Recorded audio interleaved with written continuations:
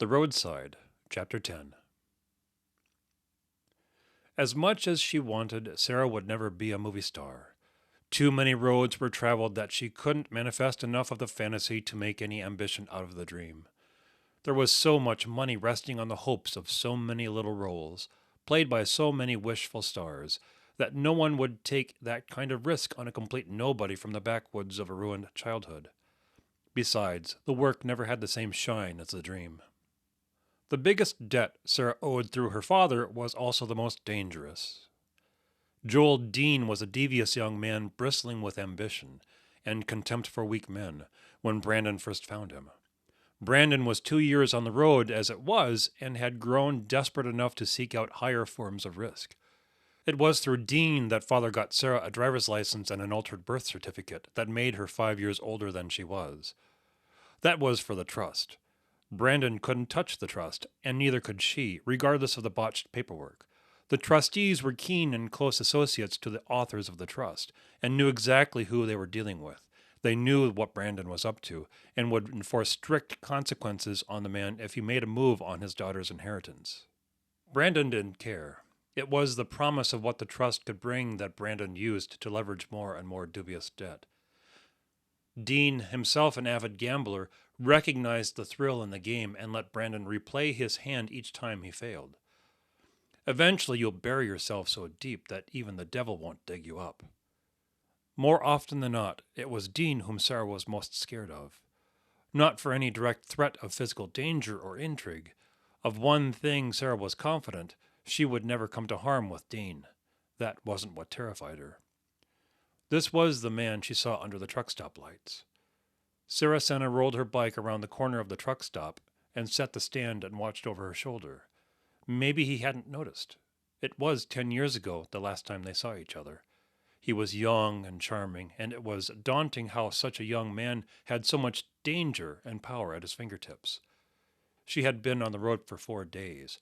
How could he have known she would be here, now, on this highway, at this exact moment?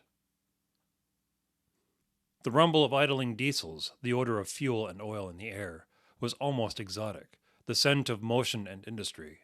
The odors of the truck stop brought Sarah bitter memories of running with her father, sleeping in the back seat of the old minivan, Brandon in the front seat, one eye open each time a car rolled by.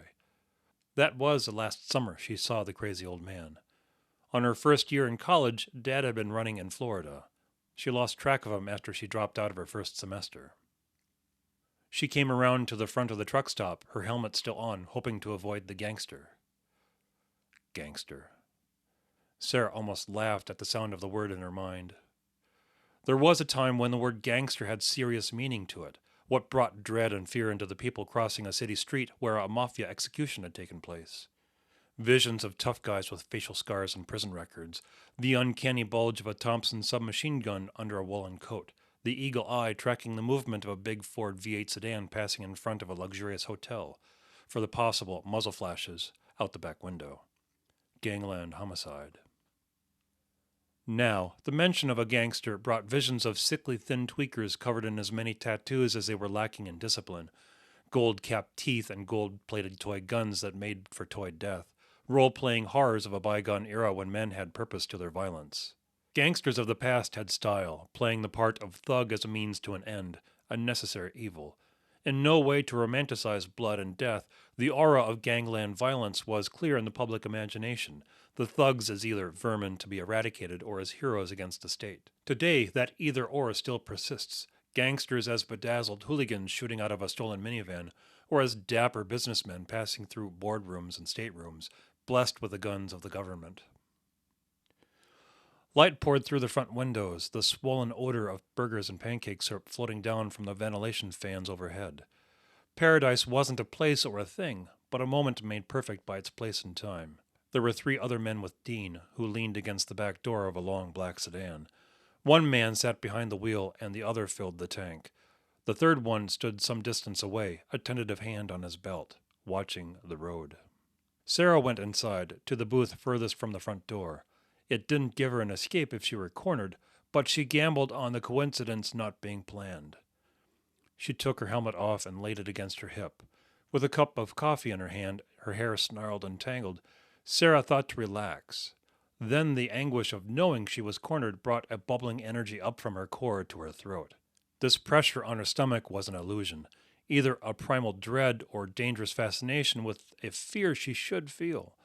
Where she sat, Sarah couldn't take her eyes off the tall man leaning against the car, his dark hair waving in the slight breeze, the easy confidence he held without affectation. He would be nearly 40 years old by now. Sarah could see Jane Birch at his side lamenting their doomed love. It boggled her memory that this was the first thing that struck her, even when she first saw Dean so many years ago, that he looked like a movie star. She suddenly stood out of the booth and marched to the bathrooms on the far side of the building. She damned herself immediately, because he would see her through the huge windows. If he recognized her, she damned the prospect with a surge in her body she could hardly control. What was it that she felt? It wasn't sickness or nausea.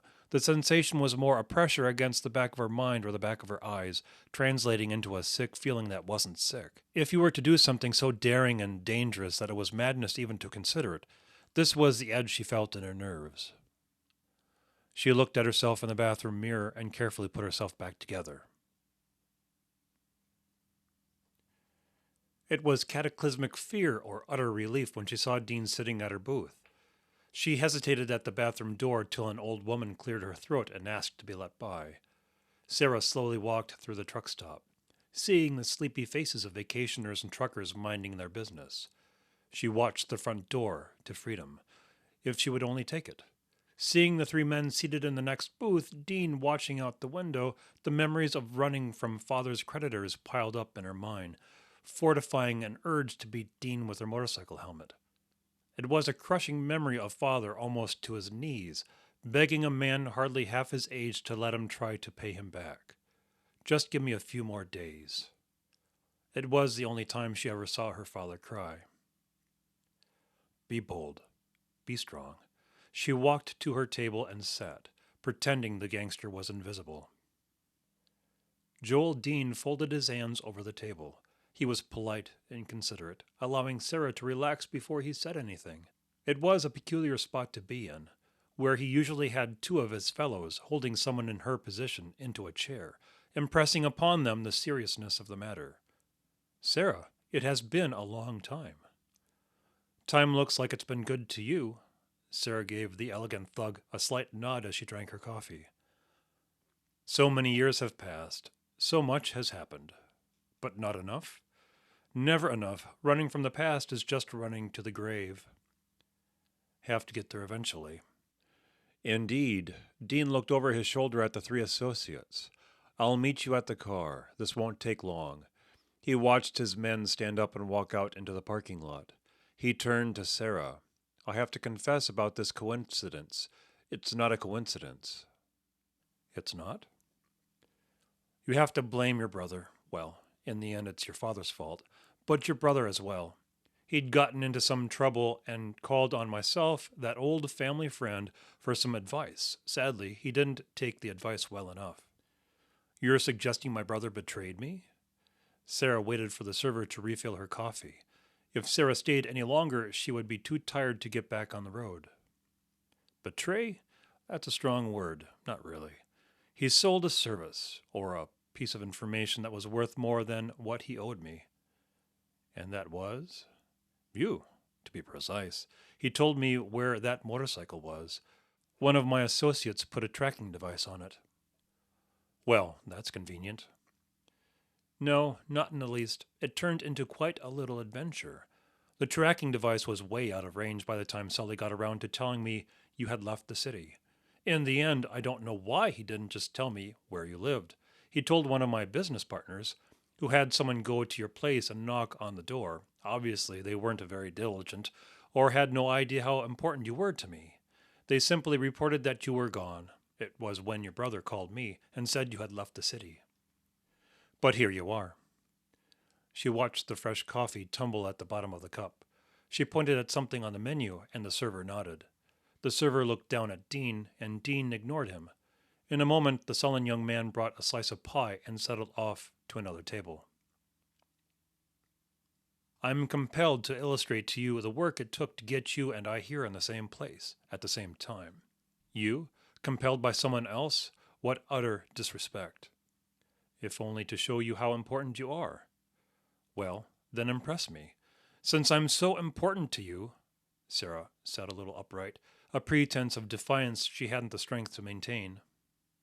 I and my fellows got to the airport and chartered a private plane. Sully refused to come along, but he did suggest the general direction you might have taken. She's got a thing for palm trees. California, maybe, but she's never liked the place from the few times Dad took her out there. So, I'd head south. No one knows a person better than a brother or a sister, right? For sure. So, we get out of Cincinnati and shoot down to Atlanta, rent a car, and head north on 75. It wasn't until Knoxville when the tracker started beeping, and that was about 30 minutes ago. Impressive. So much time and money for little old me, no less. Sarah attempted sarcasm between bites of the pie. Dean raised his hands up. The little adventures of life, right? It's all it takes to make life worth living. I don't have any money. Maybe a few hundred, but that won't go too far as it is. Well, that's part of it. Your dear father had spent weeks avoiding one of my business partners in Texas. Brandon had been taking a liking to Fort Worth and wanted to make a go of it. Maybe he was getting too old, or tired of the game. I never understood why a man with so many connections available to him would have gone through all of the agony. The human mind has its breaking point, and not everyone's line to cross is the same. Maybe he finally saw the light. Some people change their ways when they get close to the end. Funny thing is, after all these years, I was having pangs trying to get myself to collect on the debts. I always liked your father. Sure, he had some shortcomings. Dean shrugged. If everyone were Jesus, who would there be to save? I would have no idea. Anyway, I get a phone call from a strange number. The voicemail was an address and a time. It was a posh office in a nice building in the middle of the big city. I was led into an office, and a skinny man with these thick glasses explains to me that whatever debts Brandon had with me were cleared. Period. He handed me a paper to sign. I stared at the paper and the $1,000 pen I was handed to sign my name with. Obviously, a man in my position would say, "Who do you think I am?"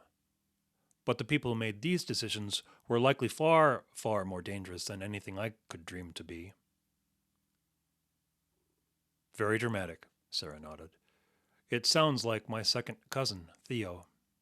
It was a little disheartening. You get to know the old man and enjoy the games, looking forward to the next meeting.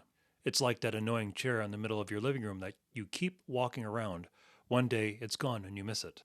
And how is father these days? Dean narrowed his eyes at the young woman. When was the last time you saw him? It has been a while, maybe 2 years, maybe longer. Sully told me the last time he talked with Dad. Said the old man was settling in somewhere, but said Dad wouldn't say where. The man always has to keep everyone guessing. Suffice it to say, and I hate to be the one to tell you, your father was found in his apartment, dead of a heart attack. Whether or not that has any effect on you, I don't know. The old man had burned plenty of important bridges and made enemies far better than friends. Are you one of his friends? Dean hesitated, looking over at an old man at the counter, teetering over the edge of the stool, either too old to sit upright or a little drunk. The old man mumbled something, a muted flash of rage at the lonely moment the man was held prisoner by. There were 4 occasions where a bullet would have found a home in his head, and I made sure it didn't happen. So maybe a friend. Then again, you don't save a junkie by giving him his next fix. You save him by letting him deal with the consequences of his choices. If he lives and learns. Maybe I'm a friend, or maybe I should have been a friend and let the old man take the bullet he deserved. Dean shrugged. Who knows? So many people in the world suffer a bad case of bullets, mostly for no good reason. You sure you weren't the reason he died of a heart attack? I doubt Brandon thought too much about his health.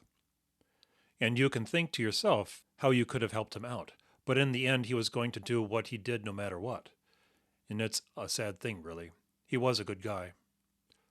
For some people. Dean looked at Sarah for a moment. I must say you have grown up. It's an amazing transformation. Stunning, really. Dean took an envelope out of his linen jacket pocket. But I didn't come here to seduce you or beat you up for money. He dropped the envelope next to her coffee cup. She looked at the envelope. An impulse to stab him in the hand with the sugar-coated fork vanished as quickly as it struck her mind. What is that? Open it and find out. 3 sheets of paper were stained and creased, and had been folded and flattened and folded again. As she looked at the addresses and account numbers, Dean held out another envelope. I know some people, not like the people your family know, but important enough. You mean dangerous enough. When certain strings have to be pulled, and strings were pulled and favors called, and I got you these. Legal death certificate and all the necessary paperwork for you to go to the places on those papers and collect what Brandon left behind. He pushed the envelope over. Strange thing. It's the most legal thing I've ever done. And what was that? Does it matter? Brandon, I think now, had a nervous breakdown and never recovered. People act in different ways to shocks. I know people who have dealt with the death of a father or a mother, and they never recovered. I'm not sure what it was with your father, but he never pulled out of it. It must have been when you were young, or after you were born. Could have been a blow to the head or the divorce or some other traumatic event. I'm not a brain doctor, so I can't say. But Brandon didn't need to spend his entire life hustling. After the first few years, whatever he lost he had recovered, and anything after that was just the thrill of the chase. Those papers are a treasure map. The banks in those lists have dozens of filled lockboxes in his name.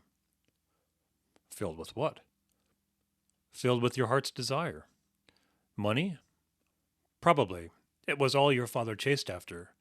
He had his fair share of mistresses and women, but not a single soul on earth pulled at his heart more than money. Except for you. He left this all for you, and it's more money than I've ever seen. Dean sat back in the booth, feeling the events of the day sapping his remaining resolve. I imagine I could have settled my debts after collecting a few of these lockboxes for myself. Whatever is in those boxes, you'll be the first to find out. Sarah dropped the papers and sat back in the booth. The server came and refilled the coffee and took the empty plate. What is in it for you? Dean smiled, something living under the charming face that confessed something more than pragmatic matters of debt collection. Dean made it clear he was here for more than just the money. The glow in his eyes, the relaxed ease, was more dangerous now than any gun. Perhaps this is my one righteous act in a sordid life. You and I are clear, though. I figured you'd breathe better now that I'm not breathing down your neck, figuratively. Dean took out a $1,000 pen and wrote his phone number on the back of the death certificate envelope. He smiled, stood out of the booth and bowed a little, and walked out to the car.